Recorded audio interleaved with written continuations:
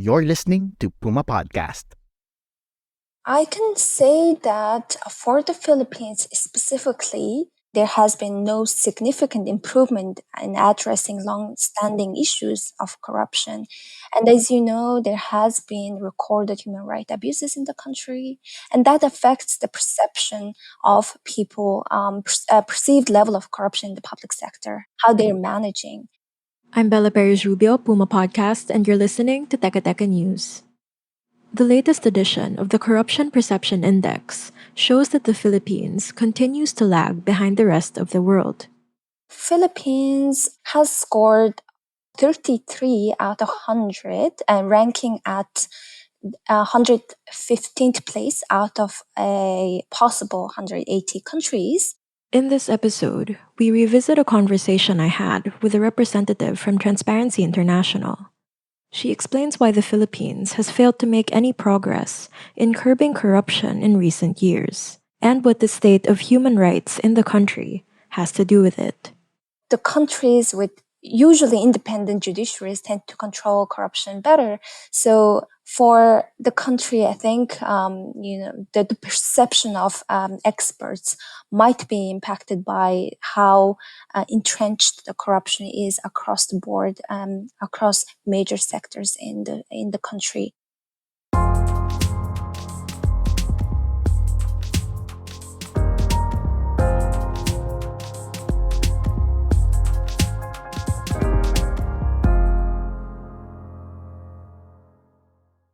My name is Erna Ulziku.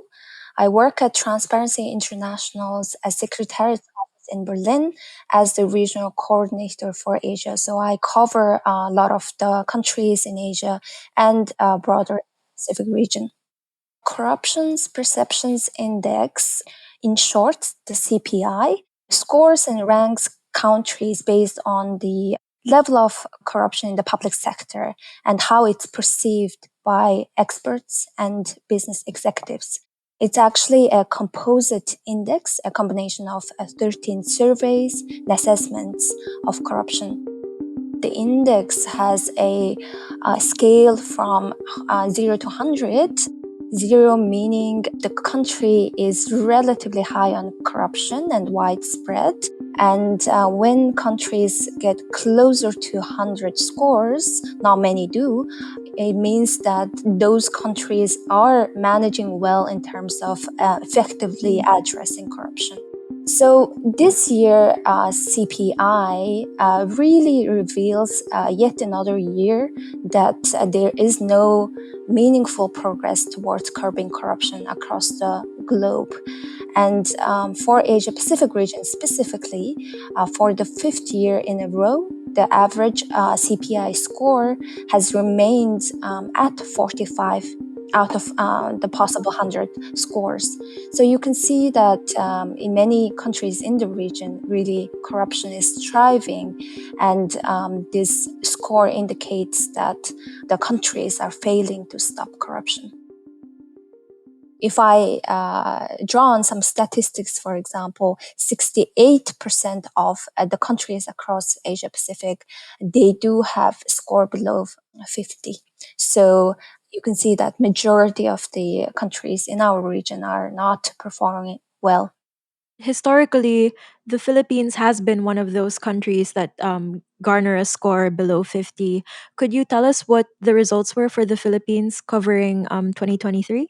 Philippines has scored 33 out of 100 and ranking at 115th place out of a possible 180 countries. So this is a score that one score improvement and one place up from last year. We share the same score and ranking with Ecuador, Indonesia, Malawi, Sri Lanka, and Turkey. But if you really want to understand how well the state and public sector is doing in terms of effectively managing corruption, you should be looking at 5-year or 10-year trend. And when we look at specifically the Philippines, we don't see much change. It has really stagnated. Look back to 2019 or 2012, it had the same score of 34. So you can say that there has not been any significant changes in terms of the score or in terms of the place for the Philippines. Again, a score of 50 or below means that a country has serious corruption problems. We've languished well below that score for several years now. A separate report released by Transparency International on the Philippines classified us as highly corrupt. Would you have any insight that you can share with us as to why the Philippines has been stagnant for the last several years? We know that corruption affects almost all major sectors in the Philippines, and specifically judiciary and law enforcement. This year's CPI 2023 made linkages between corruption and injustice. So it's to do with access to justice as well. A survey conducted by the corruption watchdog saw 19% of respondents admit that they paid bribes just to access public services within the last year. That's about 1 in 5 people. 86% of respondents identified corruption as a major problem in the country. So if you look at the Philippines case, the countries with usually independent judiciaries tend to control corruption better. So for the country, I think, the perception of experts might be impacted by how entrenched the corruption is across the board, across major sectors in the country. Perhaps a potential lack of independence and resources and coordination between different agencies that might be hindering the ability of anti-corruption agenda or even anti-corruption institutions to perform effectively. We'll pause here. We take a look at the bigger regional picture when we return.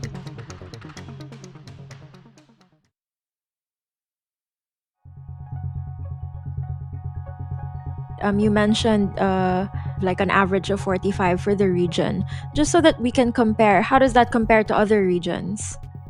So Asia Pacific region is very diverse.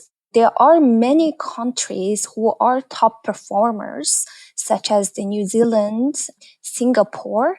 We can mention a couple of them. But also there are countries that are struggling to curb corruption and having no effective control over it.